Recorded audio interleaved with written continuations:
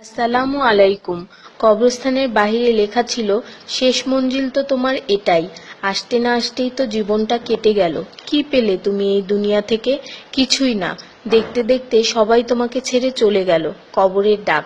তুমি কি কখনো আমায় মনে করেছিলে? তাহলে শুনো, আমার মধ্যে গহীন অন্ধকার, নামাজের আলো সাথে নিয়ে এসো।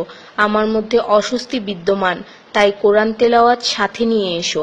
আমার মধ্যে আছে বিষাক্ত পোকামাকড়, সাপ বিচ্ছু, তাই সাথে করে রাসূল সাল্লাল্লাহু ও আহলে বাইতের প্রেম নিয়ে এসো।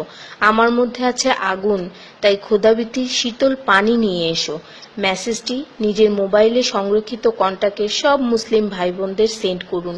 কে জানে, হয়তো কেউ আমল করাতে আপনারও গুনাহ মাফ হয়ে যেতে পারে। ঈমানের পর যার নামাজ উত্তম তার জীবন উত্তম, যার জীবন উত্তম তার মৃত্যু উত্তম, যার মৃত্যু উত্তম তার কবর উত্তম, যার কবর উত্তম তার আখিরাত উত্তম, যার আখিরাত উত্তম তার জন্য জান্নাত নিশ্চিত। সো ডোন্ট মিস নামাজ। সোয়াবের জন্য হলেও অন্ততপক্ষে একজন বন্ধুকে তো অবশ্যই এই মেসেজটি সেন্ড করুন। আল্লাহ আমাদের উপর সন্তুষ্ট হন, আমিন। 5 জায়গায় হাসাহাসি করা সাধারণ গুনার চেয়ে 25 গুণ অন্যায়। 1. কবরস্থানে, 2. জানাজার পিছনে, 3. কোনো মজলিসে, 4. কোরআন তেলাওয়াতের সময়, 5. মসজিদে।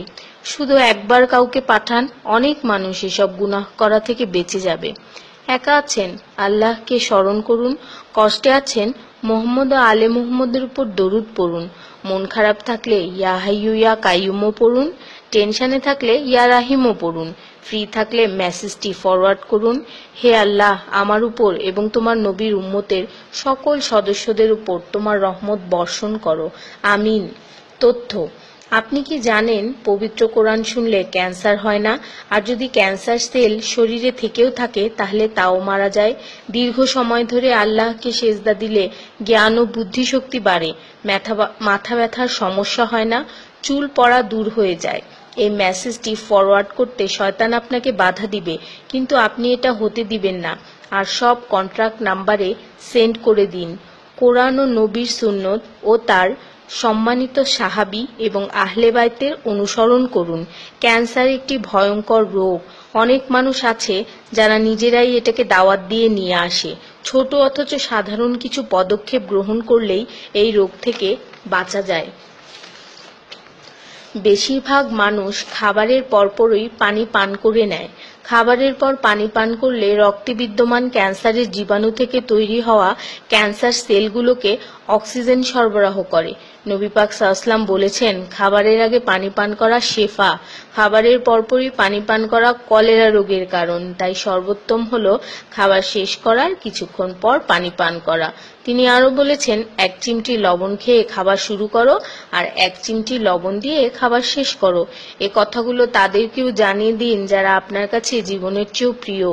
যদি কোনো ব্যক্তি ঘুমানোর সময় 21 বার বিসমিল্লাহির রহমানির রহিম পড়ে, আল্লাহ তখন ফেরেশতাদেরকে হুকুম দেন এই ব্যক্তির প্রতিটি নিঃশ্বাসের বদলে নেকি লেখা হোক।